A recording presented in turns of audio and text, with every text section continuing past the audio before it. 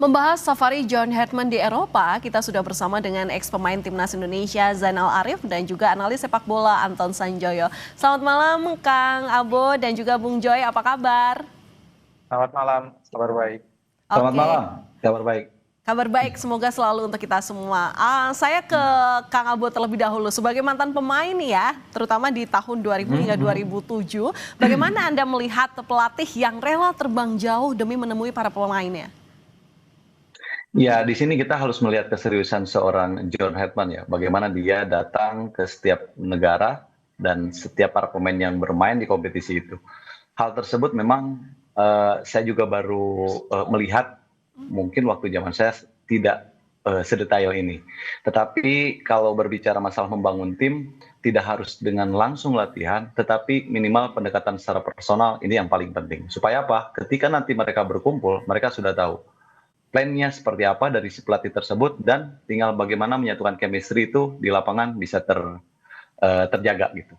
Iya, pendekatan personal kira-kira ini mungkin jadi cara yang baru ya, terutama yang diadopsi oleh Hartman di permainannya ataupun juga dengan coachingnya saat ini. Tapi Ya. Bung Joy, ini kan infonya bahwa Hartman ini tak hanya menonton saat laga saja, tapi juga mengunjungi training center. Dampaknya gimana bagi para pemain? Iya, kalau buat pemain pasti sangat senang ya, apalagi yang saya baca beritanya adalah dia sudah bertemu dengan kapten tim Jai Itzes dan berbicara langsung, bahkan dia ketemu dengan pelatihnya Jai juga. Jadi tadi kan dalam dalam apa wawancara dia yang ditayangkan, dia mengatakan dia ingin tahu dari perspektif pemain dan saya rasa itu memang bekal dia untuk membangun tim berdasarkan skuad yang sudah ada ya, yang sudah terbentuk sekian lama gitu. Dan dia ingin tahu dari perspektif pemain itu terutama kapten karena kapten kan pasti menguasai semuanya. Artinya dia menguasai teknis, non teknis, gambaran besarnya. Jai pasti tahu apa yang terjadi pada tim, apa yang tidak disukai oleh tim, apa yang disukai tim, semua pasti digali oleh John Hartman. Dan ini bekal untuk dia membangun karena kan 1 bulan ini kan waktu yang sangat pendek ya untuk membangun tim dengan chemistry yang baru dengan pelatih yang baru. Nah, ini dia butuh pendekatan-pendekatan yang luar biasa. Walaupun cara dia itu seperti Ihsan bilang tadi bukan hal yang luar biasa juga. Karena dia pernah melakukan pendekatan kepada 4 orang pemain Kanada dengan betul-betul personal. Pemain ini yang selalu bikin ulah termasuk Alphonso Davies. Nah, jadi dia berhasil dengan pendekatan-pendekatan personal itu. Dan dia ingin juga melakukan hal yang sama kepada Indonesia. Karena bagaimanapun pemain-pemain apalagi yang tampil di Eropa, karakternya tuh karakter yang sudah terbentuk di Eropa, karakter dialog, karakter yang agak sulit karena memang pemain-pemain ini pemain yang luar biasa ya, biasanya karakternya agak susah gitu. Nah, ini kan dia perlu tahu awal-awal dengan berbicara panjang lebar dengan para pemain. Dugaan saya dia tidak hanya akan sudah ketemu Jai, dia akan ketemu Kevin Dix mungkin, akan ketemu Verdong, akan ketemu pemain-pemain senior yang lain, supaya dia mendapatkan gambaran yang komplit tentang tim. Jadi saya rasa itu langkah yang tepat ya dilakukan oleh John Hart. Ya nggak kepo sama sang kaptennya aja, tapi memang para pemain yang mungkin saat ini sedang berlaga di sana. Kang Abo, jadi Anda setuju ya kalau misalnya pendekatan personal dengan ngobrol itu biasanya akan lebih kena kepada para pemain dan akan masuk gitu visinya si Hartman ini mau ngapain sih terhadap timnas gitu ya? Ya, saya sangat setuju sekali apa yang dilakukan oleh John Hartman ini ya. Apalagi secara psikologis, dia punya persiapan yang sangat mepet sekali 1 bulan. Untuk masalah latihan, saya kira sudah tidak ada masalah nanti ya ketika para pemain berkumpul. Tetapi tujuannya, goalsnya, sasarannya apa? Kalau sudah ketemu, mungkin sudah membangun komunikasi yang baik, para pemain yang mungkin tadi Bung Anton juga sampaikan bahwa kapten yang lebih tahu dalamnya itu betul dan memang saya juga sepakat dengan itu. Yang jelas pertemuan ini membuat nanti tim nasional ini semakin kuat. Semakin kuat apa? Selain mereka nanti berbicara masalah taktikal, tetapi pendekatan personel ini yang paling penting ya. Biasanya para pemain itu kalau sudah tersentuh hatinya, mereka capek. Ini POP dari saya sebagai mantan praktisnya. Biasanya kalau kita udah respect, kita udah dapat dengan para pelatih dan tujuannya sama, saya kira capek pun tidak akan terasa capek ya ketika kita sedang berjuang di lapangan. Dan pelatih itu akan paham itu. Jadi sama-sama. Jadi pelatih punya tujuannya bagaimana tim ini bisa solid, pemain bagaimana dia bisa mengangkat performanya ketika bermain di lapangan. Tapi Kang Abo, biasanya nih apa sih sebenarnya yang diobrolin pelatih dengan pemain, terutama ini kan lagi kali pertama nih untuk ngobrol. Apa aja sih sebenarnya yang dikepoin Herdman mungkin gitu ya istilahnya? Iya, mungkin pertanyaan itu bisa langsung ditanyakan ke Herman ya. Tetapi kalau menurut saya Iya sih, sih. ya Biasanya, pasti biasanya. seputar biasanya pasti seputar sepak bola ya, seputar bagaimana taktikal ini, bagaimana tim ini sebetulnya. Apa sih yang terjadi sebelumnya? Pasti dia akan mengulik apa para pemain yang mungkin selama ini menjadi tumpuan di tim nasional itu. Jadi sedikitnya mereka akan paham. Oh ini loh problemnya itu di sini. Oh ini loh masalahnya di sini. Kalau misalkan sudah ketemu, nanti ketika udah masuk di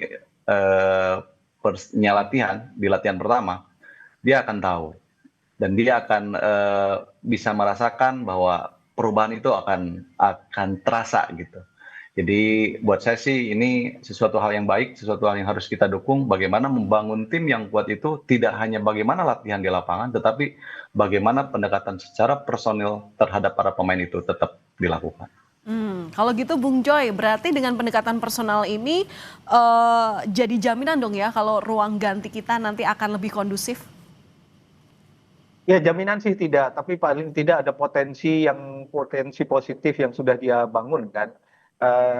Kalau saya merujuk kepada misalnya Patrick Kluivert kemarin ketika dia menggantikan Sintayong kan, yang saya bayangkan dia akan ketemu sejumlah pemain karena dia berasal dari Belanda, akan ketemu dengan pemain-pemain yang tampil di Belanda, akan ketemu Jai di Italia, akan ketemu pemain yang lain di negara lain untuk ngobrol dulu gitu kan, tapi nyatanya kan tidak. Nah ini kan yang sekarang yang tidak dilakukan oleh Patrick Kluivert, dilakukan oleh John Herdman. Dan ini pasti punya sasaran khusus ya, karena pelatih sekaliber John Herdman itu dia udah punya standpoint sebetulnya. Saya akan melatih dengan cara apa. Tapi kan dia perlu tahu dari sisi pemain. Pemain ini kalau bermain dengan strategi A, strategi B, atau tim ini kalau ditanya ke Isjai ya, kalau bermain dengan strategi ini apa kendalanya misalnya. Kalau bermain dengan strategi bertahan 4 back, apa kendalanya, apa kelebihannya, dia pasti akan catat. Nah ini kan yang modal penting ya bagi John Herdman untuk memula langkah-langkah baru dengan tim yang dia pegang baru juga. Dia kan pasti belum ketemu sama semuanya, udah pasti itu. Sehingga kalau dia ketemu pemain secara acak, tapi acaknya purposif yang sudah ada tujuannya, dia pasti akan ketemu pemain senior. Jai sudah ketemu, yang lain pasti dia akan ketemu. Dia akan punya satu bangunan bangunan perspektif ke depannya, ini tim mau diapain gitu loh. Nah, ini cara latihannya gimana? Waktu latihannya seperti apa? Porsi latihannya seperti apa? Dia udah ada standpoint sendiri, tapi dia ingin tahu dari sisi pemain. Oleh sebab itu dia nanti akan melakukan adjustment terhadap apa yang dia dapat dari pemain dan apa yang sudah dia rencanakan. Adjustment itulah yang akan menjamin nanti keberhasilan sebuah tim. Paling tidak tim ini solid dulu, ada trust antara pemain dengan pelatih bahwa pemain akan memberikan semua kemampuannya, kalau perlu lebih dari yang mereka punya untuk memberikan penghargaan kepada pelatih karena ada trust. Nah ini dia sedang membangun kepercayaan itu, dia sedang membangun trust itu, pertama pasti kepada kapten, yang kedua kepada pemain senior, lalu ketiga secara random akan kepada keseluruhan pemain. Saya rasa itu hal yang wajar dilakukan oleh pelatih. Ya, pendekatan personal ini bisa saja pengaruh dengan mental daripada para pemain dan juga kenyamanan mereka ya, terutama nanti saat menerima instruksi dari sang pelatih. Kang Abo, ini kan sebulan lagi kita masuk ke FIFA Series mulai bulan Maret. Nah, pendekatan personal ini sudah dirasa cukup atau sebenarnya masih ada hal-hal lain yang sebenarnya perlu digenjot oleh sang pelatih? Ya, kalau berbicara masalah pendekatan, saya kira ini dibilang cukup tidak, tetapi kalau ada waktu ini bisa dilakukan kapan saja. Mungkin setelah ini dia sudah punya roadmap sendiri ya. Ketika bermain, ketika dia sedang berada di sana, ketika dia sedang berada di Eropa, ya waktunya itu pasti dia maksimalkan untuk di sana. Dan ketika dia nanti pulang ke Indonesia, dia juga kan tidak maksudnya tidak anti juga. Dia ingin melihat juga kualitas para pemain yang bermain di kompetisi kita. Ini salah satu kombinasi yang sangat baik dan ini juga menjadi stimulus para pemain yang bermain di kompetisi kita dan dia akan kombinasikan itu sehingga menjadi tim nasional yang sangat kuat, terukur dan mungkin kedepannya semakin lebih terarah bagaimana tujuannya ketika tim ini nanti bertanding. Baik, terima kasih sudah berbagi pandangan Anda, mantan pemain timnas, Kang Abo, Zainal Arif, dan juga analisanya, Bung Joy. Terima kasih sudah berbagi analisanya di Kompas Malam Kompas TV. Salam sehat selalu dan salam olahraga.